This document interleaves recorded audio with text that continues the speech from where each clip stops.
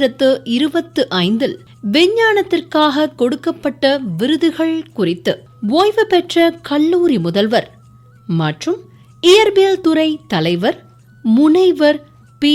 முருகக்கூத்தன் அவர்களுடனான நேர்முகம் கேட்கலாம். உடன் உரையாடுபவர் பிரபு அவர்கள்.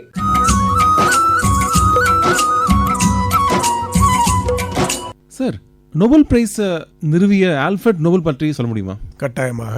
நோபல் பரிசினை உருவாக்கிய ஸ்வீடன் நாட்டு அறிவியலாளர் டைனமைட் வெறுமருந்தை கண்டுபிடித்தவர் ஆல்ஃபிரட் நோபல்.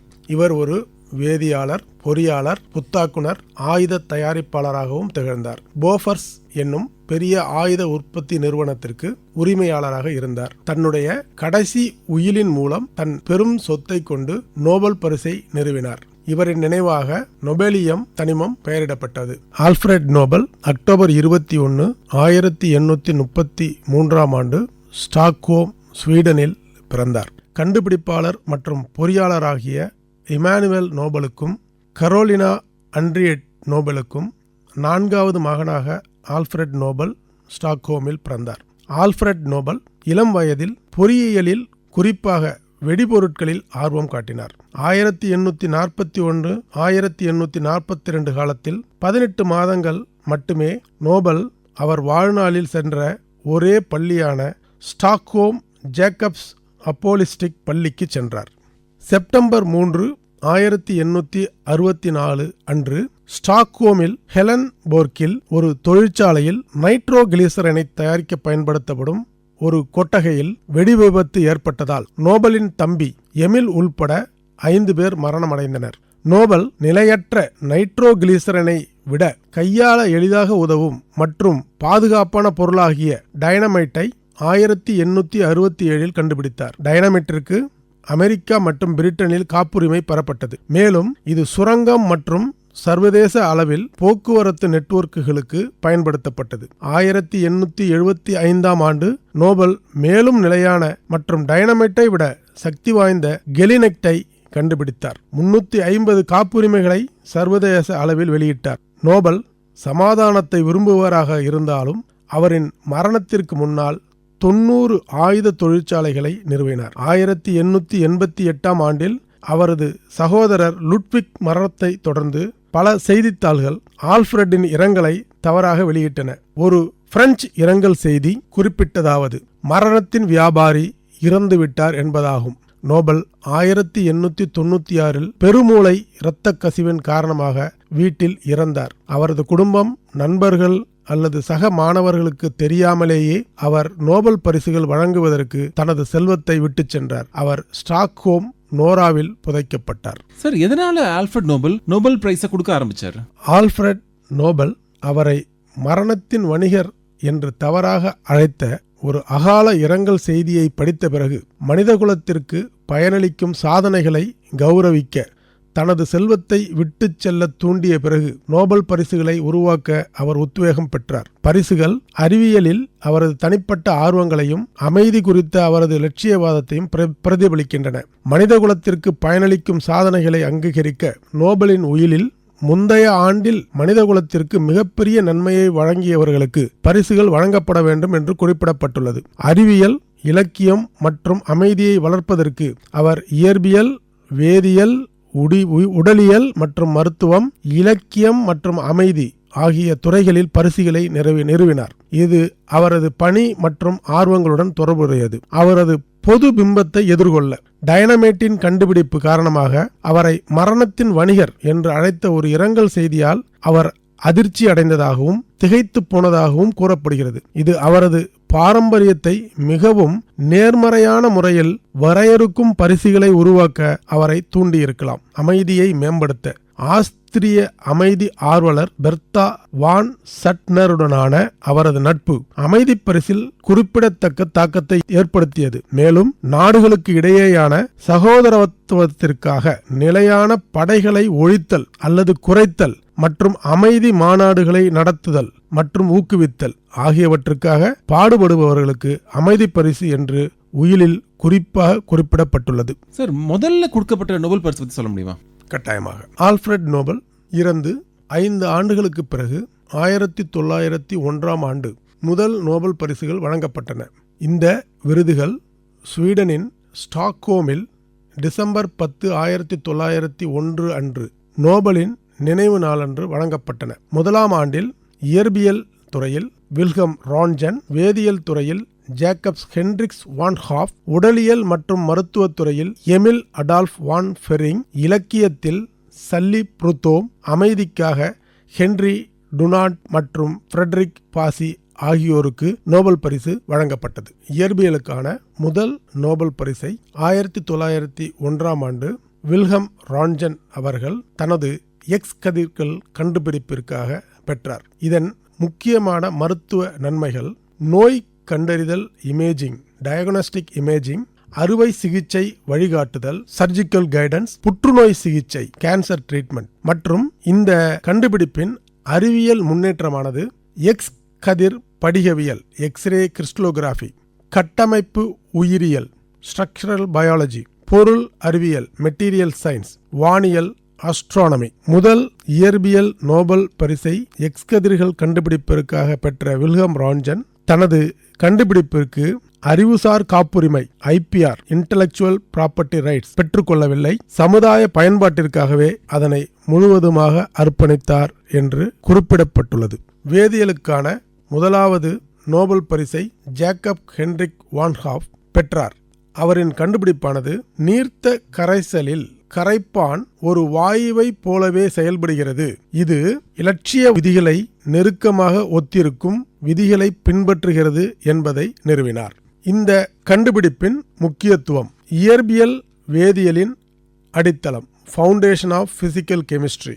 ஆஸ்மாட்டிக் அழுத்தத்திற்கான வான் ஹாஃப் சமன்பாடு, கூட்டுப் பண்புகள், கொலிஜியேட்டிவ் ப்ராப்பர்ட்டிஸ், மூலக்கூறு எடைகளை நிர்ணயித்தல், டிட்டர்மினேஷன் ஆஃப் மாலிகுலர் வெயிட்ஸ், அணு கோட்பாட்டிற்கான ஆதரவு. உடலியல் மற்றும் மருத்துவத்திற்கான முதல் நோபல் பரிசினை எமில் அடால்ஃப் வான் ஃபெரிங் தனது சீரம் சிகிச்சையை அங்கீகரித்ததற்காகவும் குறிப்பாக டிப்தீரியாவுக்கு எதிரான அதன் பயன்பாட்டிற்காக பெற்றார். இதன் முக்கியத்துவமானது தொண்டை அழற்சி சிகிச்சை, நோய் எதிர்ப்பு மருத்துவத்திற்கான அடித்தளம், ஆராய்ச்சிக்கு ஒரு புதிய வழியை திறந்தது, அடிப்படை ஆராய்ச்சியின் மதிப்பை நிரூபித்தது.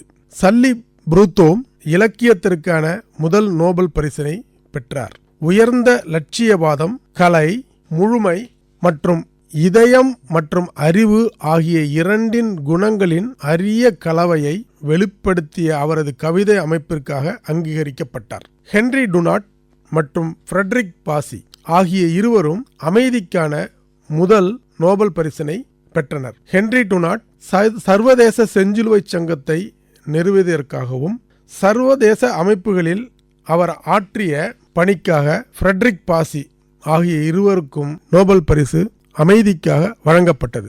இதன் முக்கியத்துவமானது இவர்களின் தன்னலமற்ற சேவையானது நாடுகளுக்கு இடையே சகோதரத்துவத்தை ஊக்குவிக்கும் பணிகளை அங்கீகரித்து ஆதரிப்பதற்கு ஒரு முன்னுதாரணத்தை அமைத்தது.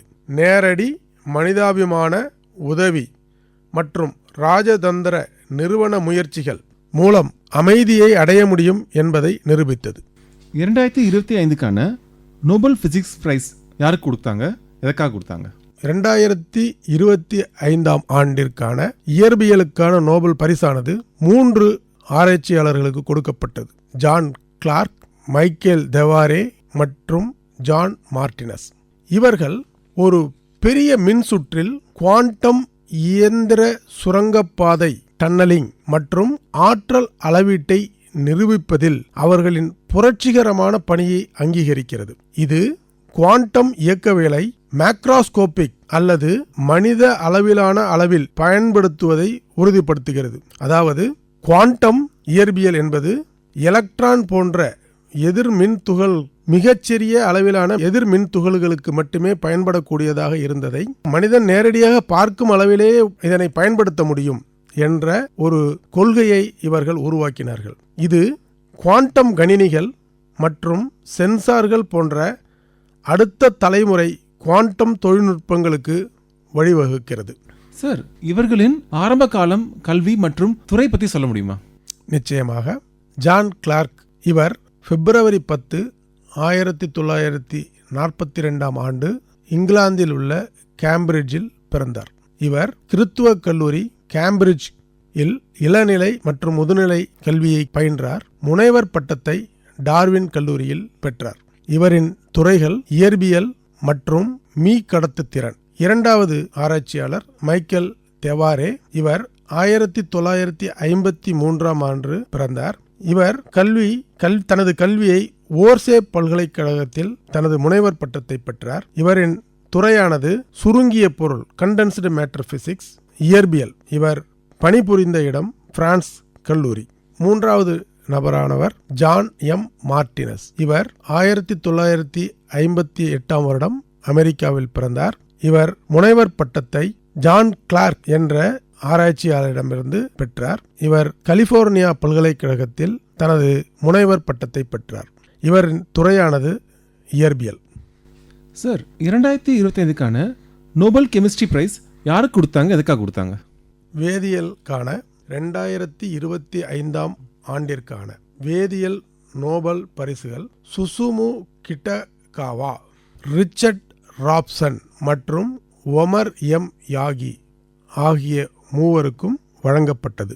இந்த பரிசானது அவர்களின் கண்டுபிடிப்பான உலோக கரிம கட்டமைப்புகளை கண்டுபிடித்ததற்காக கொடுக்கப்பட்டது. இந்த உலோக கரிம கட்டமைப்புகள் கார்பன் டை ஆக்சைடை கைப்பற்றுதல், புதுப்பிக்கத்தக்க எரிபொருட்களை சேமித்தல் மற்றும் தண்ணீரை வடிகட்டுதல் போன்ற பரந்த பயன்பாடுகளை கொண்ட அதிக நுண்துளைகள் கொண்ட பொருட்களான உலோக கரிம கட்டமைப்புகளின் ஆராய்ச்சியை அங்கீகரித்து இந்த நோபல் பரிசு அவர்களுக்கு வழங்கப்பட்டது. பல தொழில்களை மாற்றி உலகின் மிகப்பெரிய சுற்றுச்சூழல் சவால்களுக்கு சாத்தியமான தீர்வுகளை வழங்கும் புதிய மூலக்கூறு கட்டமைப்புகள், உலோக கரிம கட்டமைப்புகள் புரட்சிகரமான தாக்கத்தை இந்த பரிசு எடுத்து காட்டுகிறது. பல தொழில்களை மாற்றி உலகின் மிகப்பெரிய சுற்றுச்சூழல் சவால்களுக்கு சாத்தியமான தீர்வுகளை வழங்கும் இந்த புரட்சிகரமான கண்டுபிடிப்புக்காகவே இவர்களுக்கு இந்த ஆண்டிற்கான வேதியியல் நோபல் பரிசு வழங்கப்பட்டது. சார், இவர்களின் ஆரம்ப காலம், கல்வி மற்றும் துறை பற்றி சொல்ல முடியுமா? நன்று. Susumu கிட்டகாவா FRS. இவர் ஜூலை 4, 1951ஆம் ஆண்டு கியோட்டோ, ஜப்பானில் பிறந்தார். இவர் தனது முனைவர் பட்டத்தை கியோட்டோ பல்கலைக்கழகத்திலிருந்து பெற்றார். இவரது பிரபலமான ஆராய்ச்சியானது உலோக கரிம கட்டமைப்புகள். இவருடைய துறை வேதியியல் துறை. Richard Robson. இவர் ஜூன் 4, 1937ஆம் ஆண்டு இங்கிலாந்தில் உள்ள க்ளூஸ்பர்ன் என்ற இடத்தில் பிறந்தார். இவர் தனது டிஃபில் பட்டத்தை பிராசனஸ் கல்லூரி ஆக்ஸ்போர்டில் பெற்றார். இவரது பிரபலமான ஆராய்ச்சியானது ஒருங்கிணைப்பு பாலிமர்கள், உலோக கரிம கட்டமைப்புகள். இவருடைய துறையானது கனிம வேதியியல் துறை. மூன்றாம் நபராக ஒமர் யாகி. இவர் பிப்ரவரி 9, 1965ஆம் ஆண்டு அம்மான், ஜோர்டானில் பிறந்தார். இவருடைய துறையானது பாலிமர் வேதியியல். இவருடைய பணியிடங்கள் அரிசோனா மாநில பல்கலைக்கழகம். இவர் அட்சன் வெளி சமூக கல்லூரி அல்பானி பல்கலைக்கழகத்திலும், இலுனை பல்கலைக்கழகம் அர்பானா சாம்போன் ஆகியவற்றில் கல்வி கற்றார். இவர் இலுனோய் பல்கலைக்கழகத்தில் முனைவர் பட்டத்தையும் பெற்றிருக்கிறார். இவருடைய பிரபலமான ஆராய்ச்சியானது உலோக கரிம கட்டமைப்புகள். சார், 2025க்கான மருத்துவத்துறை கொடுக்கப்பட்ட நோபல் பரிசு பற்றி சொல்ல முடியுமா? உடலியல் அல்லது மருத்துவம் ஆகியவற்றுக்கான 2025ஆம் ஆண்டிற்கான நோபல் பரிசானது மேரி இ பிரன்கோவ் அவருக்கும், ஃப்ரெட் ராம்ஸ்டெல் என்பவருக்கும், ஷிமோன் சகாகுச்சி என்ற மூவருக்கும் வழங்கப்பட்டது. இவர்களின் கண்டுபிடிப்பு பெரிஃபெரல் இம்யூன் டாலரன்ஸ் பற்றிய அவர்களின் கண்டுபிடிப்புக்காக இந்த பரிசு வழங்கப்பட்டது. இதன் முக்கியத்துவம், இது நோய் எதிர்ப்பு அமைப்பு உடலை தாக்குவதை தடுக்கும் ஒரு முக்கிய செயல்முறையாகும். அதாவது ஆட்டோ இம்யூன் டிசீஸ் சிஸ்டத்தை கண்டுபிடித்ததற்காக இவர்களுக்கு இந்த பரிசு வழங்கப்பட்டது. சார், ராஷ்டிரிய விக்யான் புரஸ்கார் விருதுகள் பற்றி கொஞ்சம் சொல்றீங்களா? கட்டாயமாக. ராஷ்டிரிய விக்யான் புரஸ்கார் விருதுகள் இந்திய அரசினால் நிறுவப்பட்டது. இது 2023ஆம் ஆண்டு நிறுவப்பட்டு 2024ஆம் ஆண்டிலிருந்து ஆராய்ச்சியாளர்களை கௌரவிப்பதற்காக கொடுக்கப்படுகிறது. இது அறிவியல், தொழில்நுட்பம் மற்றும் புதுமைக்கான குறிப்பிடத்தக்க பங்களிப்புகளை அங்கீகரிக்கின்றன. சிறந்த சாதனைகளை கௌரவிப்பதன் மூலமும் எதிர்கால சந்ததியினரை சயின்ஸ், டெக்னாலஜி, இன்ஜினியரிங், மெடிசின், அதாவது அறிவியல், தொழில்நுட்பம், பொறியியல் மற்றும் மருத்துவத் துறைகளில் தொழில்களை தொடர ஊக்குவிப்பதன் மூலமும் வழங்கப்படுகின்றன. விருது கண்டுபிடிப்புகளின் முக்கிய பங்களிப்புகள்: புதுமை கலாச்சாரத்தை ஊக்குவித்தல். விருதுகள் அறிவியல் முன்னேற்றங்களை அங்கீகரித்து வெகுமதி அளிக்கின்றன. குறிப்பிடத்தக்க தொழில்நுட்ப மாற்றத்திற்கான ஆற்றலுடன் கூடிய லட்சிய திட்டங்களை மேற்கொள்ள விஞ்ஞானிகளை ஊக்குவிக்கின்றன. எதிர்கால சந்ததியினரை ஊக்குவிக்கும். முக்கிய விஞ்ஞானிகளின் சாதனைகளை கொண்டாடுவதன் மூலம் ராஷ்டிரிய விக்யான் புரஸ்கார் விருதுகள் மாணவர்கள் மற்றும் இளம் தொழில் வல்லுநர்களுக்கு முன்மாதிரியாக அமைகின்றன. மேலும் சயின்ஸ், டெக்னாலஜி, இன்ஜினியரிங், மெடிசின் துறைகளில் நுழைந்து சிறந்து விளங்க அவர்களை ஊக்குவிக்கின்றன. கூட்டு ஆராய்ச்சியை ஊக்குவித்தல். குறிப்பிட்ட விஞ்ஞான் குழு விருது குழுப்பணி மற்றும் ஒத்துழைப்பை ஊக்குவிக்கிறது. இது சிக்கலான தேசிய சவால்களை சமாளிப்பதற்கு அவசியமானது. அறிவியலின் பொது அந்தஸ்தை உயர்த்துதல். பத்ம விருதுகளைப் போலவே கட்டமைக்கப்பட்ட ராஷ்டிரிய விக்யான் புரஸ்கார் அறிவியல் சாதனையின் பொது மற்றும் சமூக நிலைப்பாட்டையும் தேசிய முன்னேற்றத்திற்கான அதன் முக்கியத்துவத்தையும் உயர்த்துகிறது. தாக்கத்தை ஏற்படுத்தும் ஆராய்ச்சியில் கவனம் செலுத்துதல். மேம்பட்ட விவசாய முறைகள் மற்றும் மருத்துவம் மற்றும் உலோகவியல் போன்ற துறைகளில் முன்னேற்றங்கள் போன்ற குறிப்பிடத்தக்க சமூக தாக்கத்தை ஏற்படுத்தும் புரட்சிகரமான ஆராய்ச்சி மற்றும் தொழில்நுட்பம் சார்ந்த கண்டுபிடிப்புகளை இந்த விருதுகள் வலியுறுத்துகின்றன. தேசிய கௌரவத்தை வலுப்படுத்துதல். சிறந்த அறிவியல் பங்களிப்புகளை முன்னிலைப்படுத்துவது இந்தியாவின் உலகளாவிய கௌரவத்தை அதிகரிக்க உதவுகிறது மற்றும் அறிவியல் மற்றும் தொழில்நுட்பத்தில் நாட்டின் முன்னேற்றங்களை நிரூபிக்கிறது. தேசிய தன்னம்பிக்கையை வளர்ப்பது. அறிவியல் மற்றும் தொழில்நுட்ப சாதனைகளை அங்கீகரித்து ஊக்குவிப்பதன் மூலம் நாட்டின் தன்னம்பிக்கையை வளர்ப்பதற்கான உத்தியில் ராஷ்டிரிய விக்யான் புரஸ்கார் விருதுகள் முக்கிய பங்கு வகிக்கிறது. சார், இந்த ஆண்டு விஞ்ஞான் ரத்னா விருது யாருக்கு கொடுக்கப்பட்டது? 2025 ஆண்டின் விஞ்ஞான ரத்னா விருது என்பது அறிவியல் மற்றும் தொழில்நுட்ப துறையில் வாழ்நாள் முழுவதும் சிறப்பான பங்களிப்பை வழங்கிய ஒரு தனி நபருக்கு வழங்கப்படும் மிக உயரிய தேசிய விருதாகும். இந்த விருது நாட்டின் மிக உயர்ந்த அங்கீகாரங்களில் ஒன்றாகும். இது நோபல் பரிசுக்கு நிகரான இந்திய விருது என்றும் கருதப்படுகிறது. 2025 ஆண்டிற்கான விருது மறைந்த வானியற்பியல் விஞ்ஞானி பேராசிரியர் ஜெயந்த் விஷ்ணு நர்லிகருக்கு வழங்கப்பட்டது. 2025 ஆண்டின் வெற்றியாளர் விஞ்ஞானி ஜெயந்த் விஷ்ணு நர்லிகர் அவர்களுக்கு இந்த விருது அவரின் மரணத்திற்கு பிறகு வழங்கப்பட்டது. பிரபஞ்சத்தின் தோற்றம் குறித்த பெருவெடிப்பு கோட்பாட்டிற்கு மாற்றாக ஒரு புதிய கோட்பாட்டை அவர் முன்மொழிந்தார். ஜெயந்த் விஷ்ணு நர்லிகர் ஜூலை 19, 1938 ஆண்டு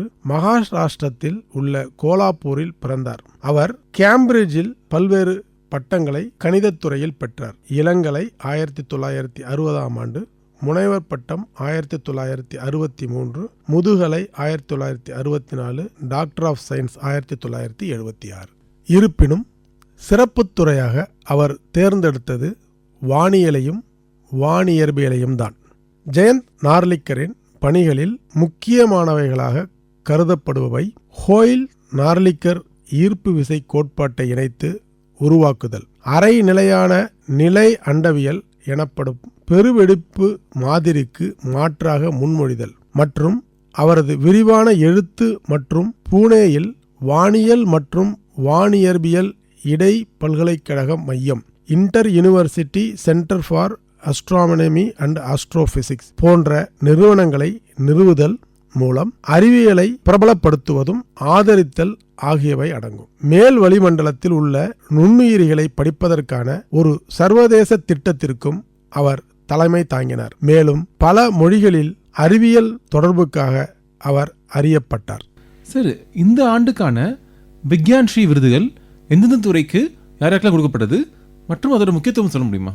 2025 ஆண்டிற்கான விக்யான் ஸ்ரீ விருதுகள் 7 துறைகளில் கொடுக்கப்பட்டுள்ளது. அதில் முதல் துறையாக விவசாய அறிவியல் துறையில் டாக்டர் ஞானேந்திர பிரதாப் அவர்களுக்கு வழங்கப்பட்டுள்ளது. இவரின் கண்டுபிடிப்பானது அதிக மகசூல் தரும் காலநிலைக்கு ஏற்ற கோதுமை வகைகளை உருவாக்குவதாகும். இதன் மூலமாக உணவு பாதுகாப்பை மேம்படுத்துவதிலும் விவசாயத்தின் லாபத்தை அதிகரிப்பதிலும் கவனம் செலுத்தியுள்ளார். அவருக்கு கோதுமை வளர்ப்பாளர் என்ற புனைப்பெயர் கிடைத்துள்ளது. அணுசக்தி துறையில் டாக்டர் SM யூசுப் அவர்களுக்கு இந்த ஆண்டிற்கான விக்யான் ஸ்ரீ விருது வழங்கப்பட்டுள்ளது. இவர் தனது பொருட்கள் அறிவியல் மற்றும் நியூட்ரான் சிதறல் ஆராய்ச்சிக்காக இந்த விருதினை பெற்றார். அணு உலைகள் மற்றும் பிற அணுசக்தி துறை வசதிகளில் பயன்படுத்தப்படும் பொருட்களை புரிந்து கொள்வதற்கு இந்த நுட்பம் மிக முக்கியமானது. அணுசக்தி தொழில்நுட்பத்தை மேம்படுத்துதல் மற்றும் பரந்த அறிவியல் மற்றும் தேசிய முன்னேற்றத்திற்கு அணு ஆராய்ச்சியை பயன்படுத்துதல் ஆகிய அணுசக்தி துறையின் பணிகளுக்கு இவரது ஆராய்ச்சி அடிப்படையானது. உயிரியலுக்கான 2025 விக்யான் ஸ்ரீ விருதானது டாக்டர் K. தங்கராஜ் என்ற ஆராய்ச்சியாளருக்கு வழங்கப்பட்டது. இவர் ஒரு மரபியலாளர் ஆவார். கடந்த 2000 முதல் 4000 ஆண்டுகளில் எண்டோகாமி, அதாவது இது ஒரு குறிப்பிட்ட சமூக குழுவிற்குள் திருமணம் செய்து கொள்ளும் பண்பாட்டை குறிக்கிறது. இதன் காரணமாக பல இந்திய குழுக்கள் மரபணு ரீதியாக தனிமைப்படுத்தப்பட்டுள்ளன. இது இந்திய மக்களிடையே அதிக பின்னடைவு மரபணு கோளாறுகளுக்கு வழிவகுக்கிறது என்பது இவரின் ஒரு குறிப்பிடத்தக்க கண்டுபிடிப்பு. இந்த கண்டுபிடிப்பின் முக்கியத்துவமானது வடிவமைக்கப்பட்ட சுகாதாரம் மற்றும் மரபணு ஆலோசனையை வளர்ப்பதற்கு முக்கியமானது. இதய நோய், மைட்டோகாண்ட்ரியல் கோளாறுகள் மற்றும் ஆண் மலட்டுத்தன்மை போன்ற நிலைமைகளுடன் மரபணு தொடர்புகளையும் அவரது ஆராய்ச்சி அடையாளம் காட்டுகிறது.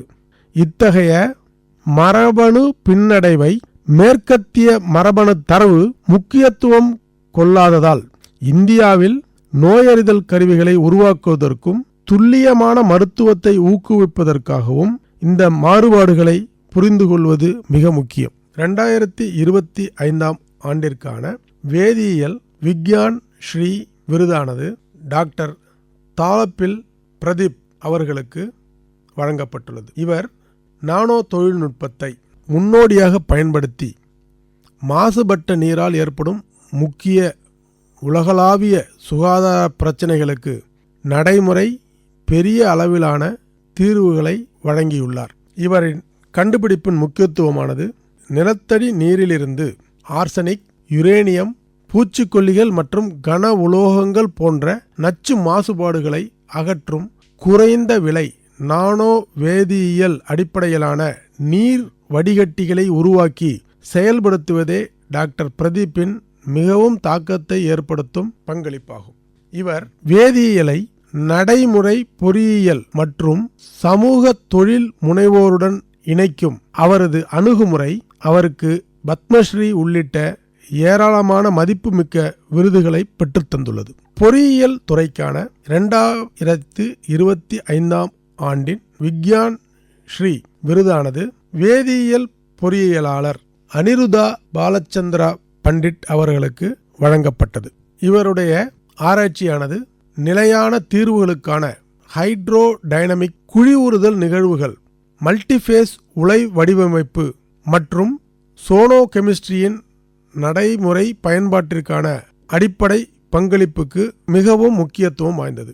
இவரின் கண்டுபிடிப்பான குழிவுறுதல் உலைகளை உருவாக்கி படிகமாக்கல், குழம்பாக்குதல் மற்றும் நானோ துகள் தொகுப்பு உள்ளிட்ட பல்வேறு இயற்பியல் மற்றும் வேதியியல் செயற்முறைகளுக்கு இந்த தொழில்நுட்பத்தை வெற்றிகரமாக பயன்படுத்தினார்.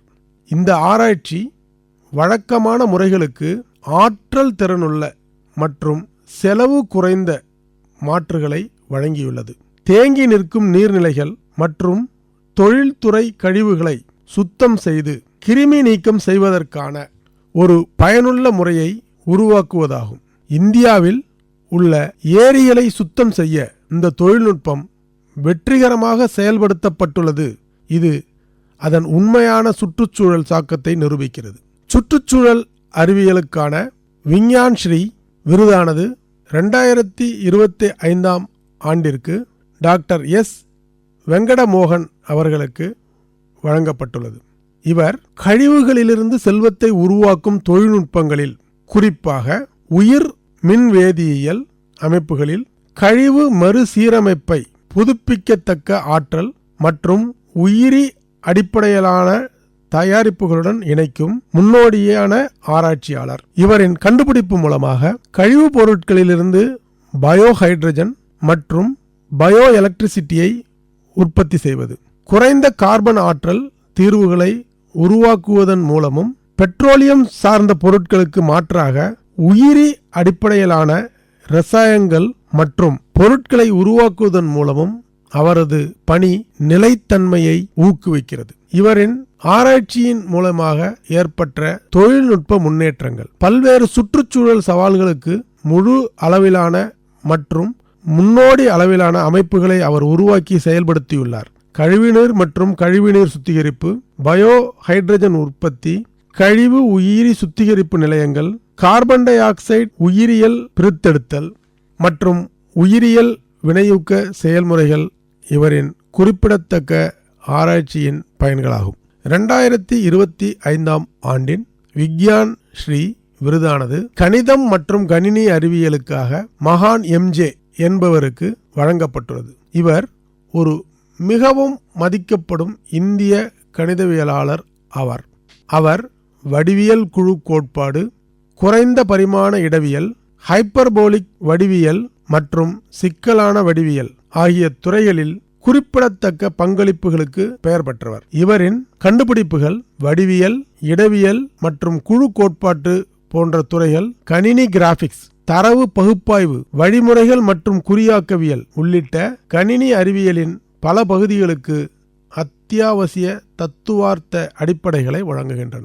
ஜெயன் என் என்ற ஆராய்ச்சியாளருக்கு 2025 ஆண்டின் விக்யான் ஸ்ரீ விருதானது விண்வெளி அறிவியல் மற்றும் தொழில்நுட்பத்துறைக்காக வழங்கப்பட்டுள்ளது. இவரின் பணியானது விண்வெளி ஏவுதள திறன்களில் இந்தியாவின் தன்னம்பிக்கையை ஒரு மேம்படுத்திய ஒரு முக்கிய தொழில்நுட்பமான உள்நாட்டு கிரையோஜெனிக் என்ஜின்களை உருவாக்குவதில் தனது முக்கிய பங்களிப்பின் மூலம் ஜெயன் என் இந்திய விண்வெளி அறிவியல் மற்றும் தொழில்நுட்பத்திற்கு முக்கிய பங்களிப்புகளை செய்துள்ளார். இவரின் கண்டுபிடிப்பானது GSLV திட்டத்திற்கான இந்தியாவின் முதல் உள்நாட்டு கிரையோஜெனிக் என்ஜின் வடிவமைப்பு மற்றும் மேம்பாட்டில் ஜெயன் என் முக்கிய பங்கு வகித்தார். இந்த தொழில்நுட்பத்தின் மீதான சர்வதேச கட்டுப்பாடுகளை முறியடிப்பதன் மூலம் விண்வெளி தொழில்நுட்பத்தில் இந்தியாவின் தன்னம்பிக்கையை மேம்படுத்தியதால் இவரது சாதனை குறிப்பிடத்தக்கது. LVM-3 இது இந்தியாவின் மிகவும் சக்தி வாய்ந்த ராக்கெட் ஆகும். மேலும் இது கனரக செயற்கைக்கோள்களை ஏவுவதற்கும் சந்திராயன் மற்றும் சுகன்யான் போன்ற பணிகளை ஆதரிப்பதற்கும் மிகவும் முக்கியமானது. மேலும் இவர் எதிர்கால ஏவுதள வாகன மேம்பாடு துறையில் விக்ரம் சாராபாய் ஸ்பேஸ் சென்டர் இந்த நிறுவனத்தில் அடுத்த தலைமுறை ஏவுதள வாகனத்திற்கான திட்ட இயக்குநராக இவர் தற்போது இருந்து வருகிறார். ஜெயன் என் இந்திய விண்வெளி நிலையம் மற்றும் வணிக ஏவுதல்கள் போன்ற எதிர்கால திட்டங்களுக்கு மீண்டும் பயன்படுத்தக்கூடிய ஏவுதள அமைப்பை உருவாக்குவதில் ஈடுபட்டுள்ளார். சார், இந்த ஆண்டுக்கான விக்யான் யுவா சாந்தி ஸ்வரூப் பட்நாகர் விருது யாருக்கெல்லாம் கொடுத்தாங்க? 2025 ஆண்டிற்கான விக்யான் யுவா விருது சாந்தி ஸ்வரூப் பட்நாகர் விருதானது 10 துறைகளில் 13 ஆராய்ச்சியாளர்களுக்கு வழங்கப்பட்டுள்ளது.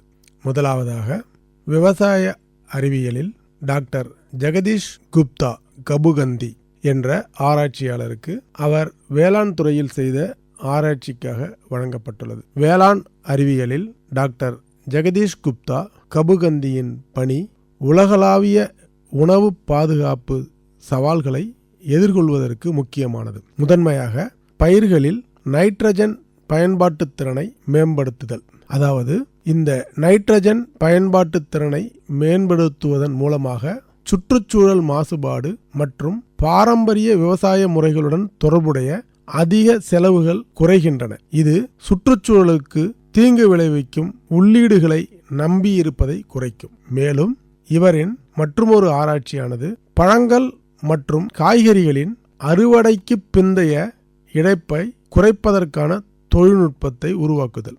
இவர் தாவர ஹார்மோன் எத்திலீனை ஒழுங்குபடுத்துவதன் மூலம் பழுக்க வைக்கும் செயல்முறையை தாமதப்படுத்தி அறுவடைக்கு பிந்தைய இழப்பை குறைப்பதை உறுதிப்படுத்துகிறார். ஒட்டுமொத்தமாக அவரது ஆராய்ச்சி நிலையான விவசாயத்தில் நேரடி தாக்கத்தை ஏற்படுத்துகிறது. உணவு பாதுகாப்பு நிகழ்ச்சி நிரலை பூர்த்தி செய்ய உற்பத்தி திறன் மற்றும் செயல்திறனை மேம்படுத்துவதாகும். விவசாயத்துறையில் இரண்டாவதாக இந்த ஆண்டு விஞ்ஞான் யுவா விருதானது டாக்டர் சத்யேந்திரகுமார் மங்கரத்தியா என்பவருக்கு அவரின் வேளாண் ஆராய்ச்சிக்காக வழங்கப்பட்டுள்ளது. வேளாண் அறிவியலில் டாக்டர் சத்யேந்திரகுமார் மங்கரத்தியாவின் பணி மிகவும் முக்கியமானது. ஏனெனில் அவர் காலநிலைக்கு ஏற்ற மற்றும் அதிக மகசூல் தரும் அரிசி வகைகளை மரபணு எடிட்டிங், CRISPR, CAS மற்றும் பிற மூலக்கூறு தொழில்நுட்பங்களை முன்னோடியாக பயன்படுத்தி உருவாக்கினார். அவரது கண்டுபிடிப்புகள் தேசிய மற்றும் உலகளாவிய உணவு பாதுகாப்பு மற்றும் நிலையான விவசாய முயற்சிகளுக்கு கணிசமான பங்களிக்கின்றன. இவரின் மரபணு திருத்தப்பட்ட அரிசி வகைகளின் வளர்ச்சியானது இந்தியாவின் முதல் மரபணு திருத்தப்பட்ட அரிசி வகைகளில் இரண்டான TRR 100 கமலா என்று பிரபலமாக அறியப்படுகிறது மற்றும் பூசா TST அரிசி 1 ஆகியவற்றை உருவாக்கியது. இவை வறட்சி, உப்புத்தன்மை மற்றும் கார மண்ணுக்கு மேம்பட்ட சகிப்புத்தன்மை உள்ளிட்ட மேம்பட்ட காலநிலை மீள்தன்மைக்காக இந்த வகைகள் CRISPR CAS மரபணு எடிட்டிங் தொழில்நுட்பத்தை பயன்படுத்தி வடிவமைக்கப்பட்டன. இவரின் கண்டுபிடிப்பானது மேம்படுத்தப்பட்ட மகசூல் மற்றும் நிலைத்தன்மையை உறுதிப்படுத்துகிறது. உருவாக்கப்பட்ட அரிசி வகைகள் குறைந்த முதிர்வு காலத்துடன் கணிசமாக அதிக மகசூல் பெறுவதற்கான திறனை வழங்குகின்றன. இது தண்ணீரை சேமிக்கவும் உமிழ்வை குறைக்கவும் உதவுகிறது. உயிரியல் துறைக்கான விஞ்ஞான் யுவா விருது 2025 வருடம் 2 ஆராய்ச்சியாளர்களுக்கு வழங்கப்பட்டுள்ளது. முதலாவதாக தெபர்கா சென்குப்தா. இவரின் புற்றுநோய் கண்டறிதல் மற்றும் தனிப்பயனாக்கப்பட்ட சிகிச்சையை மாற்றுவதற்காக மரபணுவியலுடன் செயற்கை நுண்ணறிவை AI முன்னோடியாக ஒருங்கிணைப்பதில் திரு தெபர்கா சென்குப்தாவின் பணி உயிரியல் அறிவியலுக்கு முக்கியமானது. இவரின் பணியின் மூலமாக மேம்பட்ட புற்றுநோய் கண்டறிதல் மற்றும் நோய் கண்டறிதல் உருவானது. பல்வேறு புற்றுநோய்களின் ஆரம்பகால தொடக்கத்தை கண்காணிக்க 11 பிளேட்லெட் மரபணுக்களின் குழுவை பயன்படுத்தும் இரத்த பரிசோதனையின் வளர்ச்சி மற்றும் வடிவமயமாக்கலுக்கு அவர் தலைமை தாங்கினார். இந்த புதுமையான ஊடுருவாத முறை ஆரம்பகால நோயறிதல் மற்றும் கண்காணிப்பை மேம்படுத்துகிறது. இது நோயாளிகள் சிறந்த முறையில் குணமடைய வழிவகுக்கும். இவரின் ஆராய்ச்சியில் உயிரியல் மற்றும் AI ஆகியவற்றை எவ்வாறு சிந்தனையுடன் இணைப்பது என்ற வழிமுறை சிக்கலான நோய்களை புரிந்து கொண்டு சிகிச்சை அளிக்கும் முறையை மாற்றும் என்பதை அவரது பணி நிரூபிக்கிறது. டாக்டர் தீபா ஆகாஷே என்பவருக்கு இந்த வருடம் விக்யான் யுவா விருதானது உயிரியல் துறைக்காக வழங்கப்பட்டுள்ளது. உயிரியல் அறிவியலில் டாக்டர் தீபா ஆகாஷேயின் பணி பரிணாம செயல்முறைகளை புரிந்து கொள்வதற்கு, குறிப்பாக உயிரினங்கள், அதிலும் குறிப்பாக பாக்டீரியா மற்றும் பூச்சிகள் மூலக்கூறு மற்றும் சுற்றுச்சூழல் மட்டங்களில் புதிய சூழல்களுக்கு, அதாவது காலநிலை மாற்றம் அல்லது ஆன்டிபயாட்டிக் எதிர்ப்பு போன்ற சவால்களுக்கு எவ்வாறு தகவமைத்துக் கொள்கின்றன என்பதை புரிந்து கொள்வதற்கு மிகவும் முக்கியமானது. 2025 ஆண்டிற்கான வேதியியல் விக்யான் யுவா விருதானது டாக்டர் திப்யேந்து தாஸ் என்பவருக்கு வழங்கப்பட்டுள்ளது. டாக்டர் திப்யேந்து தாஸின் வேதியியல் பணியானது உயிரினங்களை பிரதிபலிக்கும் செயற்கை அமைப்புகளை உருவாக்குவதன் மூலம் உயிருள்ள மற்றும் உயிரற்ற பொருட்களுக்கான எல்லையை புரிந்து கொள்வதில் கவனம் செலுத்துகிறது. இவரின் ஆராய்ச்சியின் பயனாக சுகாதார பராமரிப்பு, நோயறிதல் மற்றும் தகவமைப்பு பொருட்களை உருவாக்குதல் ஆகியவற்றில் முன்னேற்றங்களை அவரது ஆராய்ச்சிக்கான சாத்தியமான பயன்பாடுகள் பரந்த அளவில் உள்ளன. புவி அறிவியல், வானிலை முன்னறிவிப்பு ஆகியவற்றுக்கான 2025 வருடத்திய விக்ஞான் யுவா விருதானது டாக்டர் வலியூர் ரஹ்மான் அவர்களுக்கு வழங்கப்பட்டுள்ளது. இவரது ஆராய்ச்சியானது நேரடி வானிலை கணிப்புகளுக்கு பதிலாக கடந்த கால மற்றும் எதிர்கால காலநிலை மாற்றத்தை புரிந்து கொள்ள ஐசோடோப்பு, புவி வேதியியல், பழங்கால காலநிலையியல் மற்றும் துருவ மற்றும் கடல் சூழல்களின் ஆய்வு ஆகியவற்றில் கவனம் செலுத்துகிறது. அவரது ஆராய்ச்சி காலநிலை மாதிரியாக்கத்திற்கான அடிப்படை தரவை வழங்குகிறது. இது நீண்டகால வானிலை முறை பகுப்பாய்வை தெரிவிக்கிறது. குறிப்பாக பெருங்கடல்கள், பனிக்கட்டிகள் மற்றும் பருவமழைகளுக்கு இடையேயான தொடர்பு பற்றிய அடிப்படை புரிதலை மேம்படுத்துவதற்கு டாக்டர் ரஹ்மானின் பணி இன்றியமையாததாகும். பொறியியல் அறிவியலுக்கான 2025 ஆண்டிற்கான விஞ்ஞான் யுவா விருதானது பேராசிரியர் அர்க்கப்ரவா பாசுவிற்கு வழங்கப்பட்டுள்ளது. பொறியியல் அறிவியலில் பேராசிரியர் அர்க்கப்ரவா பாசுவின் பணி கணினி கட்டமைப்பை மேம்படுத்துவதற்கு முக்கியமானது. குறிப்பாக நவீன CPU சென்ட்ரல் ப்ராசஸிங் யூனிட் மற்றும் GPU கிராஃபிக்ஸ் ப்ராசஸிங் யூனிட் அமைப்புகளுக்கான நினைவக மேலாண்மையில் செயல்திறன் மற்றும் ஆற்றல் செயல்திறனில் குறிப்பிடத்தக்க முன்னேற்றங்களுக்கு வழிவகுக்கிறது. இவருடைய ஆராய்ச்சியின் பயன்கள் திறமையான நினைவக மேலாண்மை. பேராசிரியர் பாசுவின் முதன்மை ஆராய்ச்சி புதுமையான வன்பொருள், மென்பொருள் இடைமுகங்கள் மற்றும் திறமையான நினைவக மேலாண்மைக்கான நுட்பங்களை உருவாக்குவதாகும். இதன் மூலம் அதிக ஆற்றல் நுகர்வு இல்லாமல் அதிக செயல்திறன் தேவைப்படும் வளர்ந்து வரும் பெரிய நினைவக பயன்பாடுகளுக்கு இது மிகவும் முக்கியமானது. மேலும் இது மேம்படுத்தப்பட்ட நம்பகத்தன்மை மற்றும் செயல்திறன் கொண்டுள்ளது. இவரின் வன்பொருள் மென்பொருள் இணை வடிவமைப்பு ஆராய்ச்சியானது கோட்பாட்டு ஆராய்ச்சிக்கும் நடைமுறை பயன்பாட்டிற்கும் இடையிலான இடைவெளியை குறைப்பதற்கும் சீர்குலைக்கும் தொழில்நுட்பங்களை எளிதாகவும் பரந்ததாகவும் ஏற்றுக்கொள்வதற்கு வசதியாக வன்பொருள் மென்பொருள் இணை வடிவமைப்பை அவர் ஆதரிப்பதோடு அதில் பணியாற்றுகிறார். அர்க்கப்ரவா பாசு அவர்களின் கண்டுபிடிப்பின் மூலமாக சமகால கணினி அமைப்புகளில் உள்ள முக்கியமான இடையூறுகளை நேரடியாக நிவர்த்தி செய்கிறது.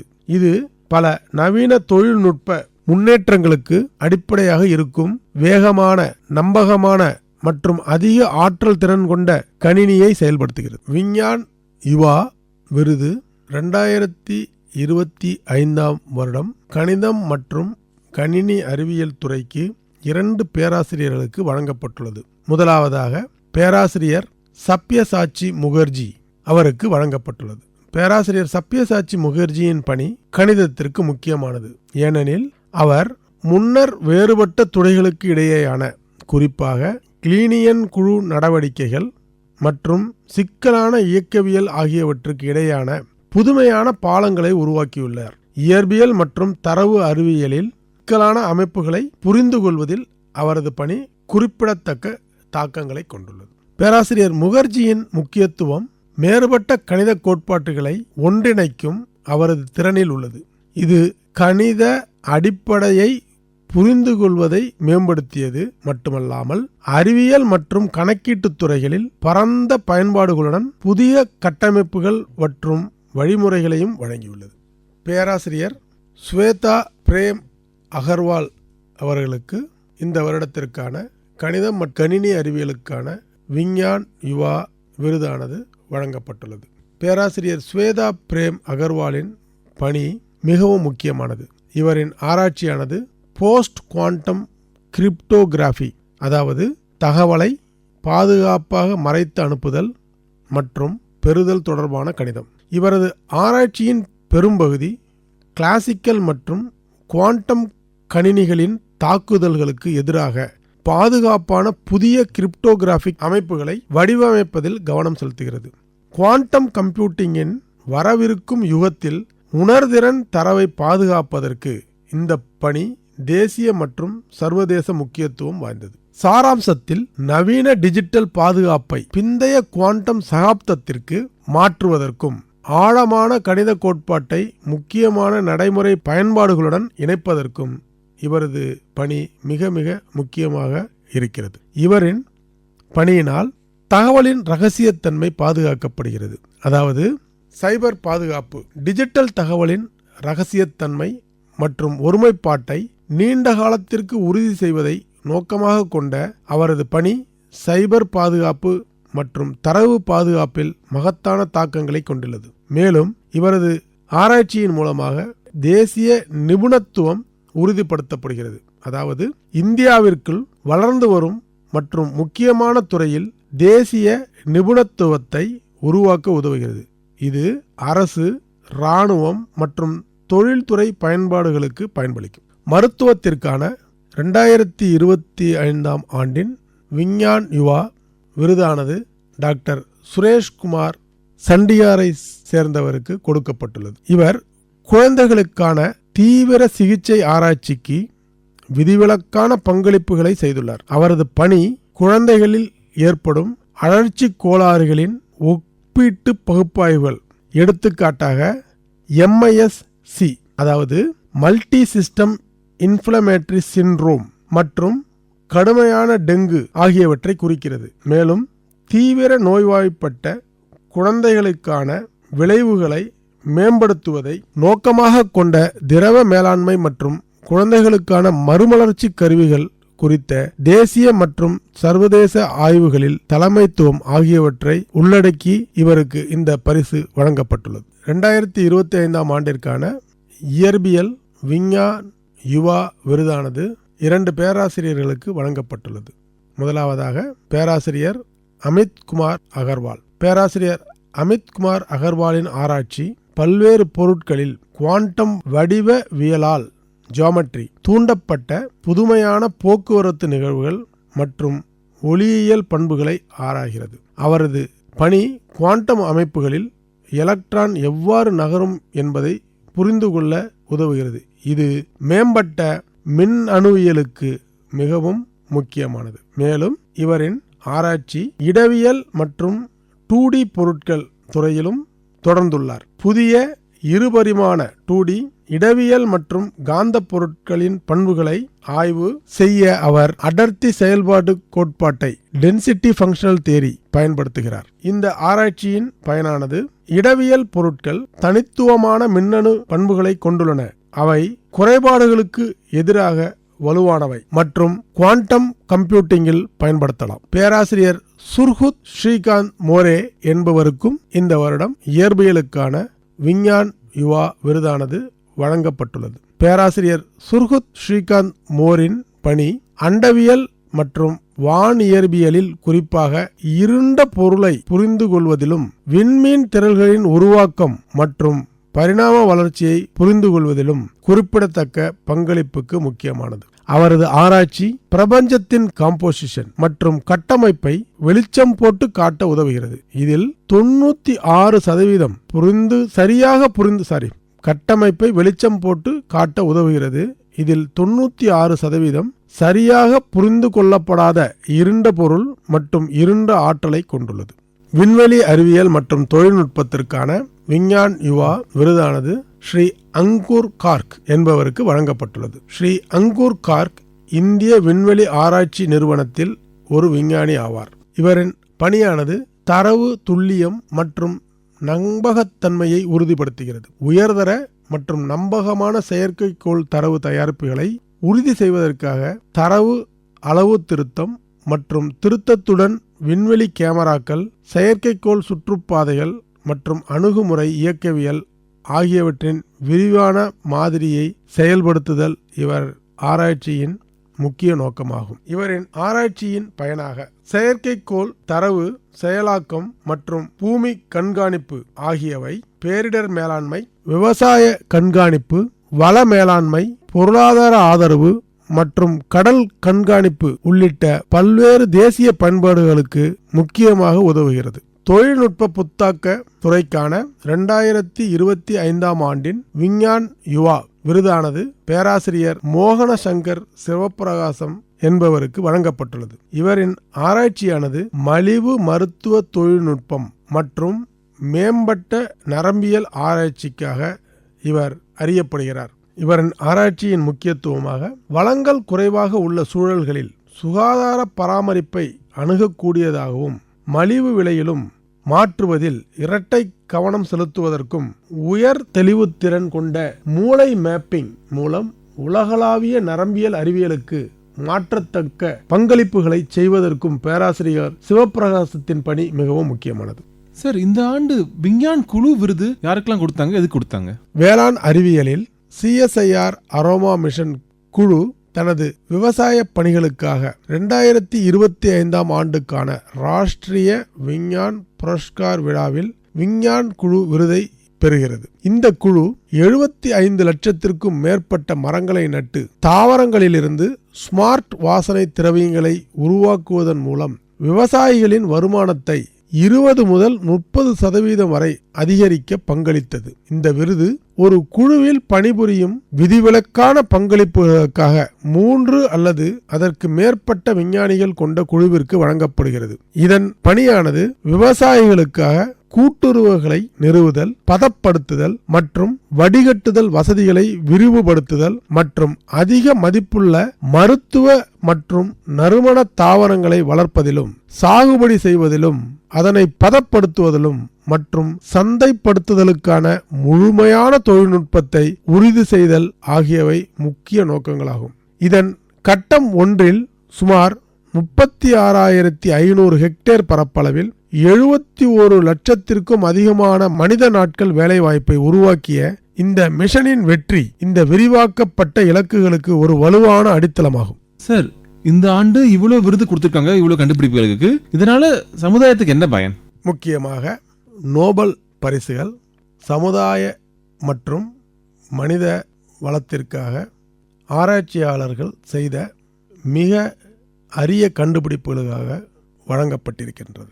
நோபல் பரிசு கண்டுபிடிப்புகளின் குறிப்பிடத்தக்க பங்களிப்புகளில் பென்சிலின் மற்றும் இன்சுலின் போன்ற முன்னேற்றங்களுடன் மருத்துவத்தை மாற்றியமைத்தல், டிரான்சிஸ்டரை பயன்படுத்தி நவீன மின்னணுவியல் சாதனங்களை செயல்படுத்துதல் மற்றும் mRNA தடுப்பூசி தொழில்நுட்பம் மற்றும் மரபணு திருத்தம் போன்ற முக்கிய அறிவியல் மற்றும் தொழில்நுட்ப முன்னேற்றங்களை இயக்குதல் ஆகியவை அடங்கும். குறிப்பிட்ட கண்டுபிடிப்புகளுக்கு அப்பால் இந்த பரிசுகள் முக்கிய கண்டுபிடிப்புகளை முன்னிலைப்படுத்துவதன் மூலமும் எதிர்கால சந்ததியினரை ஊக்குவிப்பதன் மூலமும் புதிய ஆராய்ச்சி துறைகளை வளர்ப்பதன் மூலமும் இறுதியில் மனித ஆரோக்கியத்தையும் பாதுகாப்பையும் மேம்படுத்துவதன் மூலமும் அறிவியல் முன்னேற்றத்தை ஊக்குவிக்கின்றன.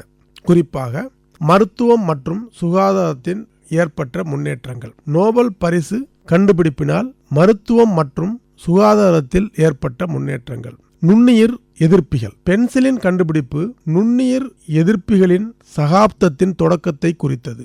பாக்டீரியா தொற்றுக்களுக்கான சிகிச்சையை மாற்றியது. இன்சுலின் நீரிழிவு நோயை நிர்வகிப்பதிலும் சிகிச்சை அளிப்பதிலும் இன்சுலின் கண்டுபிடிப்பும் அதை தொடர்ந்து வளர்ச்சியும் மிக முக்கியமானவை. நோய் எதிர்ப்பு அமைப்பு ஒழுங்குமுறை.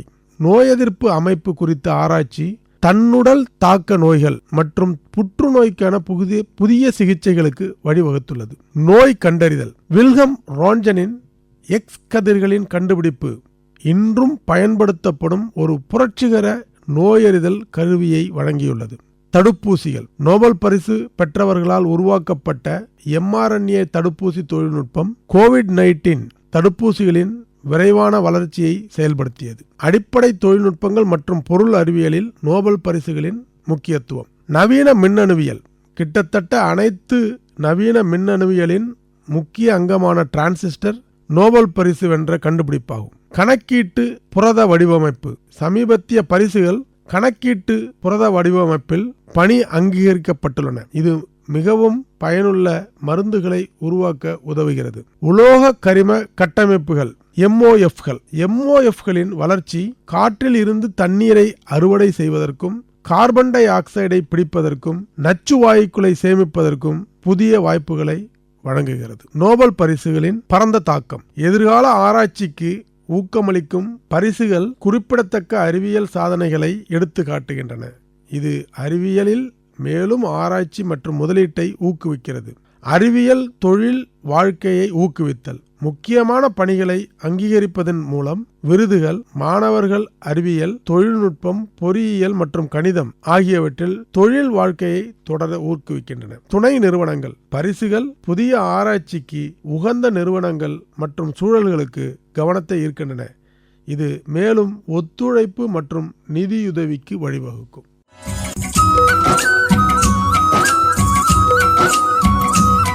இரண்டாயிரத்து 25 விஞ்ஞானத்திற்காக கொடுக்கப்பட்ட விருதுகள் குறித்து ஓய்வு பெற்ற கல்லூரி முதல்வர் மற்றும் இயற்பியல் துறை தலைவர் முனைவர் பி. முருகக்கூத்தன் அவர்களுடனான நேர்முகம் கேட்டீர்கள். உடன் உரையாடியவர் பிரபு அவர்கள்.